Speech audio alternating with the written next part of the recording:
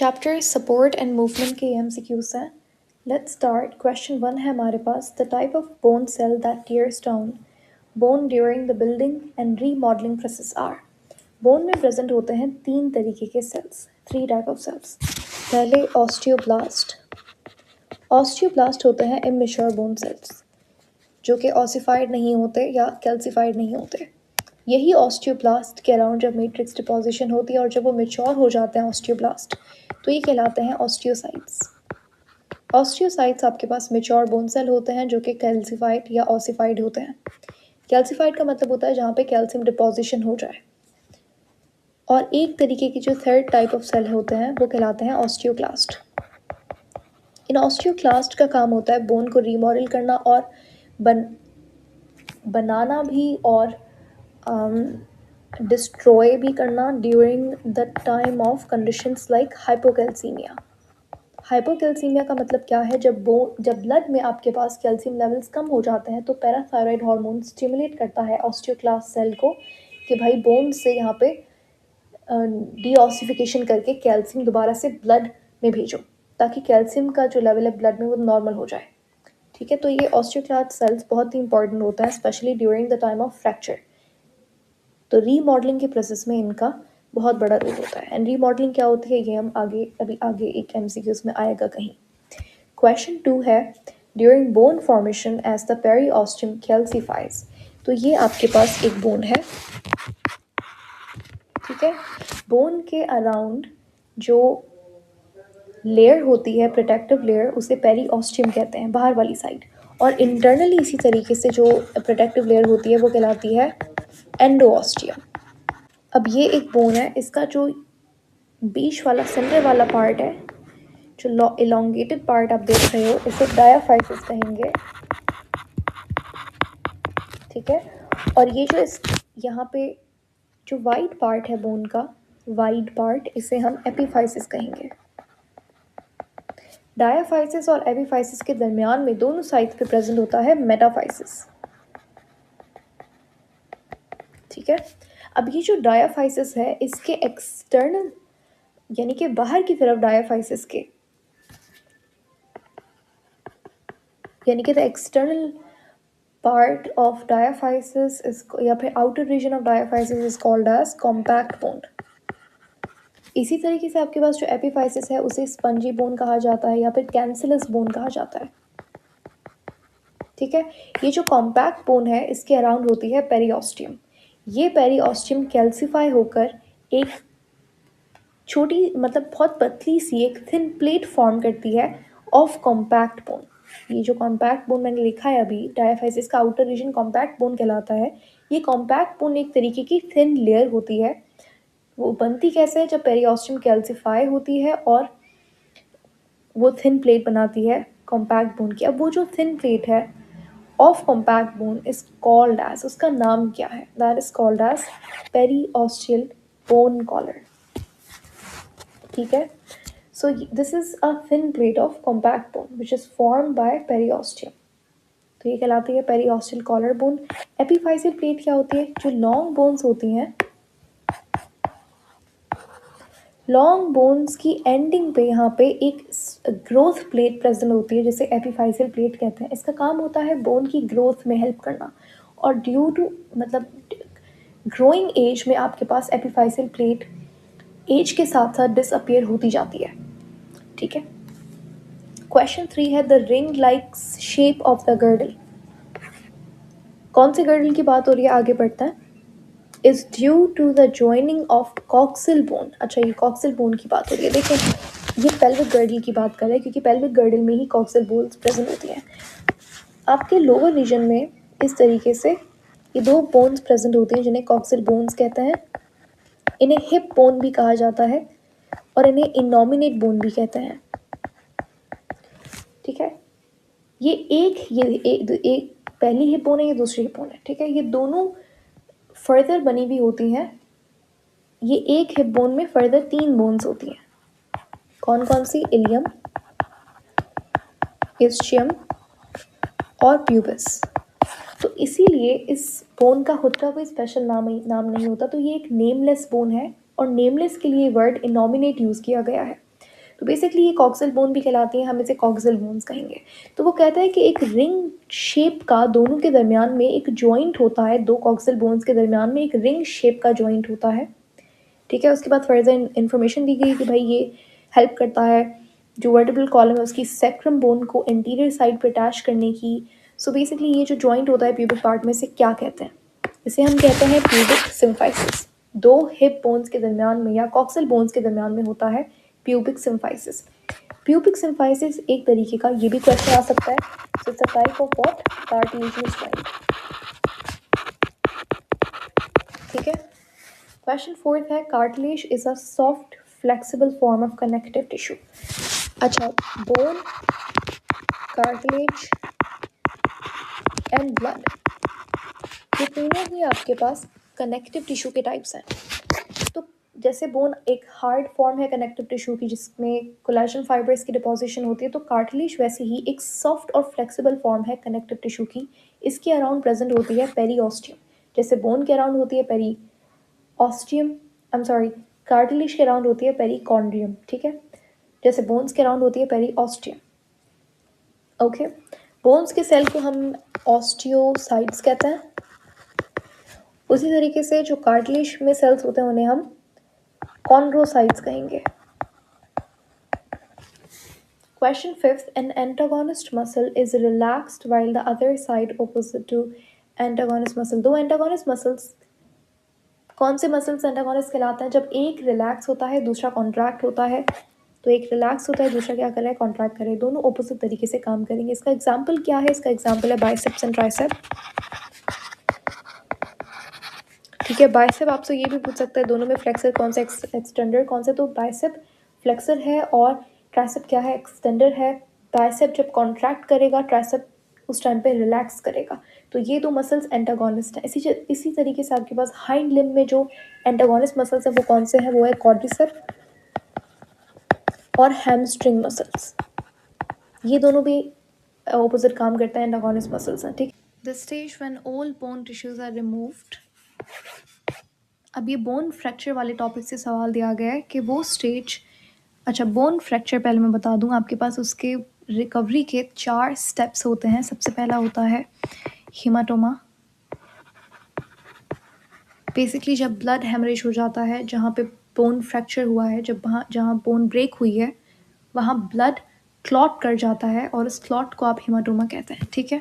फिर वहाँ पे Aahista Aahista gradually blood vessels बनती हैं, फिर एक सॉफ्ट कैलस बनता है जिसे कार्टिलेजिनस कैलस भी कहते हैं, ठीक है। उसके बाद बनता है वही जो सॉफ्ट कैलस है वो कन्वर्ट होता है हार्ड कैलस में जिसे बोनी कैलस भी कहते हैं। उसके बाद आपके पास लास्ट में 4th स्टेप होता है रीमॉडलिंग का। रीमॉडलिंग में जो ऑस्टियोक्लास्ट होते हैं वो बोन को रीशेप करते हैं और जो पुराने बोन सेल्स हैं, ठीक है, जो डेड बोन टिश्यू है उसे रिमूव किया जाता है। सो बेसिकली जो वो स्टेप, वो स्टेज जहाँ पे पुराना जो डेड या डैमेज्ड बोन टिश्यू है वो रिमूव होता है and it get replaced with new sales, ठीक है। और ये स्टेज हेल्प करता है जैसे जो 2 पार्ट्स थे बोन के उनको जोड़ने में, ठीक है। तो ये स्टेज कहलाती है बोन रीमॉडलिंग स्टेज, जहाँ पे दोनों जो फ्रैक्चर्ड साइड्स थे वो जुड़ते हैं नए टिश्यू की वजह से। पुराना वाला रिमूव होता है और रिप्लेस होता है न्यू से, और वो न्यू जो टिश्यू है वो हेल्प करता है दोनों फ्रैक्चर्ड साइड को जोड़ने में। उसके बाद है आपके पास question 7, which is related to the mild to severe grade of stretching और टियरिंग ऑफ अ लिगामेंट। जब लिगामेंट आपके पास एक तरीके का कनेक्टिव टिश्यू है जो बोन टू बोन जोड़ता है। इसी तरीके से बोन टू मसल काम होता है टेंडन्स का, ठीक है। तो किसी भी वजह से ड्यू टू एन इंजरी या फिर स्ट्रेचिंग की वजह से जो लिगामेंट है उसकी स्ट्रेच बहुत ज़्यादा वो खिंच गया या लिगामेंट इज टियर, तो उस केस में आपके पास स्प्रेन, जिसे हम मोच कहते हैं, वो कंडीशन देखने को मिल सकती है। Question 8, muscle fibre are gathered in many groups. Muscle fibres कहते हैं हम मसल सेल्स को, मसल सेल्स के जो बंडल्स होते हैं या फिर ग्रुप ऑफ मसल सेल्स वो आपस में जुड़े हुए होते हैं, उन्हें हम कहते हैं फेसिकल। इस फेसिकल के अराउंड जो मेम्ब्रेन होती है वो कहलाती है पेरीमाइसियम। देखो ये मसल है, स्केलेटल मसल का हमने एक यहाँ पे एक क्रॉस सेक्शन ले लिया। अब स्केलेटल मसल के ऊपर जो आपको मेम्ब्रेन यहाँ पे दिख रही है ये है एपीमाइसियम, सबसे आउटर मोस्ट लेयर। फिर जैसे आप अंदर जाएंगे तो ये आपके पास समझ लीजिए ये एक मसल सेल है जिसे मैंने मसल फाइबर कहा है, या फिर आप इसे मसल सेल कह सकते हैं। मसल सेल के ऊपर होती है आपके पास एंडोमाइसियम, लेकिन ये जो मसल फाइबर्स होते हैं ये सेपरेटली नहीं प्रेजेंट होते हैं, इनके ग्रुप्स बने हुए होते हैं इस तरीके से, ठीक है। और इसे हम कहते हैं फैसिकल, मसल फैसिकल्स। अब मसल फैसिकल के ऊपर एक मेम्ब्रेन जो होती है वो कहलाती है पेरीमाइसियम। तो पहले आपके पास एपीमाइसियम, फिर पेरीमाइसियम, फिर एंडोमाइसियम, और जब आप इस मसल फाइबर यानी कि मसल सेल के अंदर जाएंगे तो आपको मिलेंगे मायोफिलामेंट्स, ठीक है। और मायोफिलामेंट्स के ऊपर होता है सार्कोलेमा। सार्कोलेमा और कुछ भी नहीं, इसकी ही प्लाज्मा मेम्ब्रेन है जिसका एक स्पेशल नाम है, उसे कहते हैं सार्कोलेमा। और इन मसल फिलामेंट्स के अंदर होते हैं देखो ये जो मायोफिलामेंट्स हैं इनका दूसरा नाम है मायोफिब्रिल्स। कुछ बुक्स लिखती हैं कि मायोफिब्रिल के अंदर मायोफिलामेंट्स होता है। एंड अगर हम सिंध बोर्ड की बुक की बात करें तो यहाँ पे आपके पास जो मायोफिब्रिल्स हैं उसके अंदर ए बैंड और आई बैंड होता है, यानी कि थिक बैंड और लाइट बैंड, थिन बैंड भी जिसे आप कह सकते हो। तो ये जो थिक बैंड और जो थिन बैंड है ये खुद मायोफिलामेंट्स कहलाते हैं, और ये जो जहाँ पे मौजूद हैं उन्हें मायोफिब्रिल कहा जाता है। तो सार्कोलेमा जो है वो मायोफिब्रिल की कवरिंग होती है। इसको और आसान करके समझते हैं। देखो आप मसल, आपने एक क्रॉस सेक्शन लिया, उसके ऊपर जो लेयर थी वो थी एपीमाइसियम। अब जो मसल सेल्स हैं उन्हें हम कहते हैं मायो फाइबर्स या फिर मसल फाइबर्स। मसल फाइबर के ऊपर होती है एंडोमाइसियम। मसल फाइबर के ग्रुप्स बने हुए होते हैं जिनको हम कहते हैं फैसिकल। फैसिकल के ऊपर पाई जाती है पेरीमाइसियम, ठीक है। अच्छा ये फैसिकल्स आपस में ज्वाइंट होते हैं, इस तरीके से डिफरेंट फैसिकल्स पड़े हुए होते हैं। ये फैसिकल्स आपस में ज्वाइंट होते हैं कनेक्टिव टिश्यू के थ्रू, जिसे फैशिया कहा जाता है। तो जैसे ही आप इन मसल फाइबर्स के अंदर जाएंगे, ठीक है, तो मसल फाइबर्स के अंदर मिलेंगे आपको मायोफिब्रिल्स, और मायोफिब्रिल्स में आपको नजर आएंगे dark band, light band, dark band, light band. इन डार्क बैंड, लाइट बैंड को ही आप मायोफिलामेंट कह सकते हैं, या फिर मायोफिब्रिल का दूसरा नाम मायोफिलामेंट होता है। ये दो अलग अलग चीज़ हैं, लेकिन असल में क्या होता है, मायोफिब्रिल के अंदर मायोफिलामेंट्स प्रेजेंट होता है। मायोफिलामेंट्स क्या है, जो थिक बैंड और जो थिन बैंड होता है उसे मायोफिलामेंट्स कहते हैं, ओके। और जो मसल, ये जो मसल फिब्रिल्स हैं या मसल फिलामेंट्स हैं, इनके ऊपर जो आपको लेयर दिख रही है वो सार्कोलेमा कहलाती है। Next question, the heart muscles arranged in a branching network. Heart muscle आपके पास ऐसा मसल है, एक वाहिद मसल है जो कि जिसमें ब्रांचिंग हुई होती है। So it forms a network, और उस नेटवर्क को हम सिंसीशियम कहते हैं, okay. These joints hold the bone by dense connective tissue. ये जॉइंट्स क्या करते हैं, डेंस कनेक्टिव टिश्यू से बोन्स को जोड़ कर रखते हैं, और इन डेंस कनेक्टिव टिश्यू में होता है बहुत सारा कोलेजनस फाइबर्स, कोलेजन फाइबर्स भी बोल सकते हैं आप इसको। तो ये कौन से जॉइंट की बात कर रहा है, ये फाइब्रस जॉइंट की बात कर रहा है। फाइब्रस जॉइंट में होते हैं डेंस कनेक्टिव टिश्यू। देखो आपके पास तीन तरीके का जॉइंट है। पहला है फाइब्रस जॉइंट। फाइब्रस जॉइंट क्या करता है, ये बोन को बोन से जोड़ता है यूजिंग डेंस कनेक्टिव टिश्यू, और इस डेंस कनेक्टिव टिश्यू में कोलेजन फाइबर्स की डिपोजिशन होती है जो कि इस जॉइंट को सबसे स्ट्रॉन्गेस्ट जॉइंट बनाती है। और फाइब्रस जॉइंट जो है वो फिक्स्ड जॉइंट्स होते हैं, इनमें कोई भी मूवमेंट नहीं होती। एग्जाम्पल के तौर पे आप ब्रेन, जो क्रेनियम है, ठीक है, जो ब्रेन बॉक्स है, उसमें जो फाइब्रस जॉइंट प्रेजेंट है उसका स्पेशल नाम है जिसे सूचर्स कहा जाता है। और इसी तरीके से आपके पास जो जॉ में आपके टीथ एम्बेडेड होते हैं वो भी फाइब्रस जॉइंट है, फिक्स्ड जॉइंट है वो, ठीक है, कोई मूवमेंट नहीं होती उसमें। और इसी को, इसका भी स्पेशल नाम है, इसको गम्फोसिस कहते हैं, ये लिखा हुआ है यहाँ पे, ठीक है। तो गम्फोसिस एक तरीके का फाइब्रस जॉइंट का एग्जाम्पल है जो कि जॉ में प्रेजेंट होता है, ओके। अच्छा, उसके बाद आपके पास तीसरा जो टाइप होता है वो होता है साइनोवियल जॉइंट का। साइनोवियल जॉइंट, अच्छा सेकंड हमने नहीं डिस्कस किया, तो पहला फाइब्रस जॉइंट हो गया जो कि फिक्स्ड जॉइंट्स है। दूसरा है आपके पास कार्टिलेजिनस जॉइंट। ये जॉइंट्स जो हैं वो बोन टू बोन जोड़ते हैं यूजिंग व्हाट, यूजिंग कार्टिलेज। कौन सा कार्टिलेज, हाइलन कार्टिलेज या फिर फिब्रोकार्टिलेज। ठीक है, अब कार्टिलेजिनस जॉइंट का एग्जांपल अगर मैं आपको बताऊं तो ये आपको वर्टिब्रल कॉलम में मिलता है। ये हमने अभी थोड़ी देर पहले प्यूबिक सिम्फाइसिस पढ़ा था, वो भी एक कार्टिलेजिनस जॉइंट था।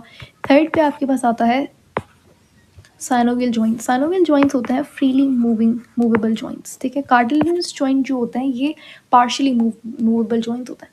साइनोवियल जॉइंट्स में एकदम फ्री मूवमेंट होती है, और साइनोवियल जॉइंट्स जो है वो बोन को बोन से जोड़ते हैं यूजिंग साइनोवियल कैविटी।